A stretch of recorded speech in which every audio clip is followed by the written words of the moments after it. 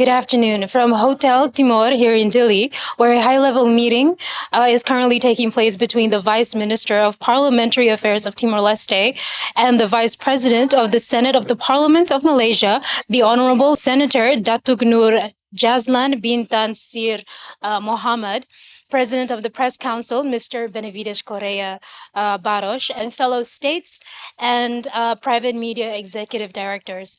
One of the key highlights was a brief presentation by Mr.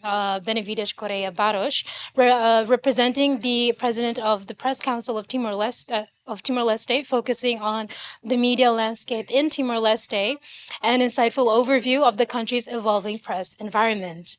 The Honorable Senator then took the floor, delivering brief but significant remarks aimed at strengthening bilateral cooperation and mutual understanding between Malaysia and Timor-Leste, especially in the realms of governance and media transparency. The questions and answer sessions allowed for further dialogue and engagement, followed by official closing remarks delivered by the Vice Minister of Parliamentary Affairs from the 9th Constitutional Government. From Hotel Timor, I'm Digna Serang, together with Joguer Guterres, reporting for TATOLI.